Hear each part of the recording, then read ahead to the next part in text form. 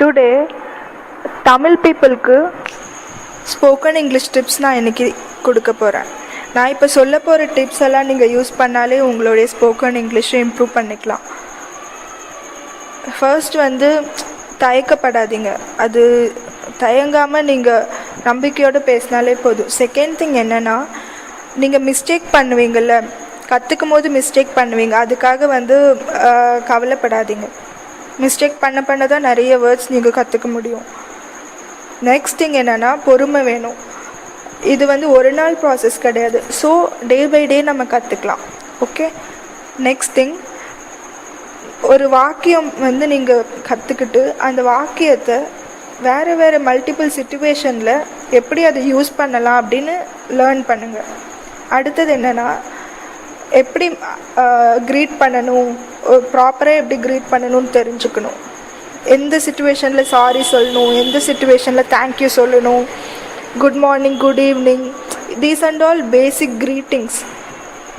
Wish பண்ணுறது, sorry சொன்னாங்கன்னா அதுக்கு நீங்கள் என்ன ரிப்ளை பண்ணணும், தேங்க்ஸ் சொன்னாங்கன்னா அதுக்கு என்ன ரிப்ளை பண்ணணும். நீங்கள் ரெண்டுமே கன்ஃபியூஸ் பண்ணக்கூடாது. ஸோ இந்த திங்ஸ் நீங்கள் ப்ராப்பராக கற்றுக்கணும். க்ரீட்டிங்ஸ் மெயினாக. நெக்ஸ்ட் மெதுவாக பேசுங்க, கேர்ஃபுல்லாக பேசுங்க. ஒரு சென்டென்ஸை கம்ப்ளீட் பண்ணுறதுக்காக அவசரமாக பேசாதீங்க.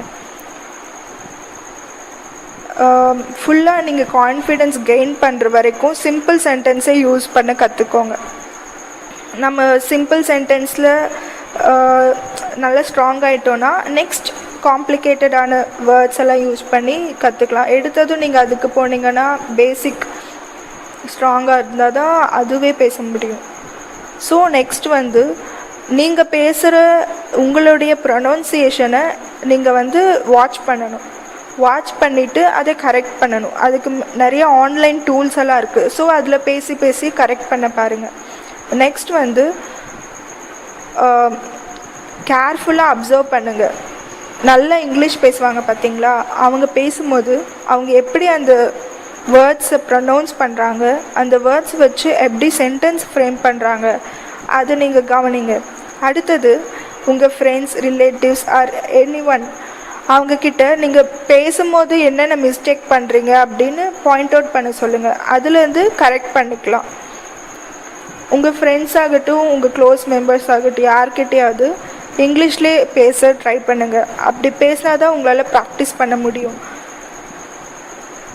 இன்னொன்று என்னென்னா, நீங்கள் ஏதாவது ஒரு ஆர்டிக்கல் எடுத்து அதை படித்து ரெக்கார்ட் பண்ணுங்கள். வாய்ஸ் ரெக்கார்ட் பண்ணிவிட்டு அப்புறம் நீங்களே லிசன் பண்ணி பாருங்கள். எந்த இடத்துல நீங்கள் ப்ரொனவுன்சியேஷன் எப்படி பண்ணுறீங்க, எவ்வளோ ஸ்பீடாக பேசுகிறீங்க, கிளாரிட்டி எப்படி வருது. ஸோ நீங்கள் பேச உங்களுடைய வாய்ஸ் நீங்கள் கேட்டால் தான் நீங்களே அதை ரிசால்வ் பண்ண முடியும். அடுத்தது, உங்களால் எல்லாமே உங்கள் ஃப்ரெண்ட்ஸ்கிட்ட பேச முடியல, எவ்ரி டைம் பேச முடியல அப்படின்னு நினச்சிங்கன்னா ஆன்லைனில் நிறைய சைட்ஸ் இருக்குது. ஸோ நீங்கள் வாய்ஸ் சாட் பண்ணலாம். இன்னொருத்தவங்களும் பேசுவாங்க. ஸோ அவங்க உங்களுக்கு ப்ராக்டிஸ் கொடுப்பாங்க. ஸோ அந்த மாதிரி நீங்கள் ட்ரை பண்ணலாம். டெய்லி அட்லீஸ்ட் ஒரு புது வேர்ட் நீங்கள் கற்றுக்கணும்.